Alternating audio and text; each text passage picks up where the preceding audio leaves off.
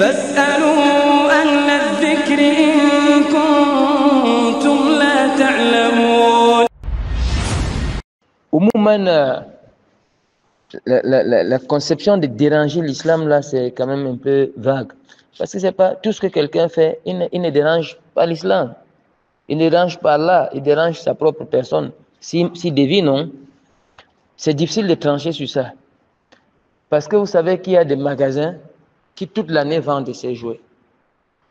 On ne peut pas dire que c'est spécifique pour les fêtes de Noël. Il y a des grands magasins, vous allez voir ces jeux-là, les Nintendo, les trucs des enfants, les voitures, les histoires, les poupées pour les filles, toute la vie. Donc ce sera d'abord très difficile de faire le caïd. Mais il y a des attitudes qui sont meilleures, mais qui ne sont pas obligatoires. Qui sont meilleures. C'est extrêmement impossible de dire à un musulman qui vend toute l'année de fermer son commerce parce que c'est décembre.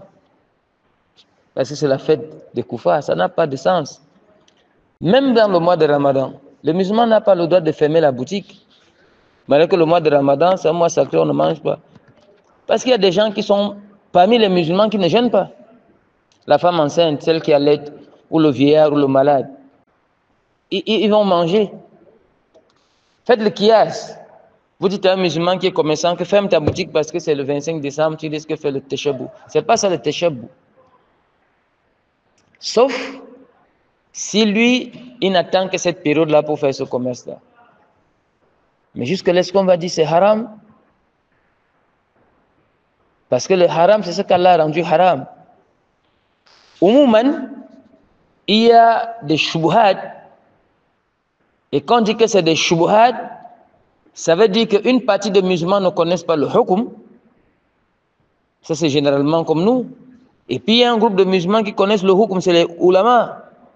Parce que même dans le hadith de Nu'man bin Bashir, la ya'lamuhunna kathiru minan nas. Beaucoup de gens ne connaissent pas. Ça ne veut pas dire que tout le monde ne connaît pas. Akid, les rasikhuna fil ilm, ils connaissent le hukum.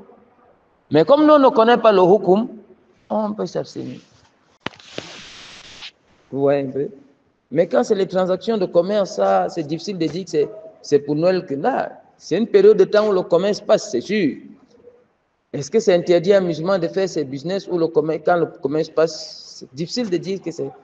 Sinon, la maman au marché va aussi fermer son arachide parce qu'ils vont acheter peut-être pour la fête. Là, on n'entre pas dans la profondeur des débats comme ça. On se limite à ce qui est apparent. Si nous avons un frère musulman, il continue son commerce. Parce que le commerce, tant qu'il respecte les règles de l'islam, il est béni. Et puis aussi, il n'y a pas quelque chose qui soit au-delà du kufr. Le kafir, que tu lui vendes quoi en décembre, ça ne fera pas de lui un croyant. Ou que tu te prives de lui vendre quelque chose en décembre, ça ne fera pas de lui un croyant. Parce qu'il n'y a rien au-dessus du kufr dans lequel il se trouve. Mais toi, tu peux dire oui, moi je me réserve un peu. Ce n'est pas parce que c'est haram. Là, on appelle ça le wara. Quelqu'un peut avoir une position, le wara, la retenue, il sort des histoires. Donc c'est comme ça. Il ne faut pas dire que on connaît que non. Ça c'est un procès d'intention. On n'en sait rien. Vous avez des gens qui vendent toute l'année. Vous n'allez pas leur dire de fermer leur boutique en décembre parce que c'est Noël. Aslan, Noël est hors sujet. Noël est hors sujet.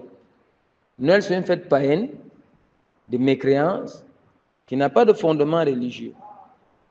Heureusement que beaucoup de chrétiens même savent ça. Heureusement, Wallahu a'lam.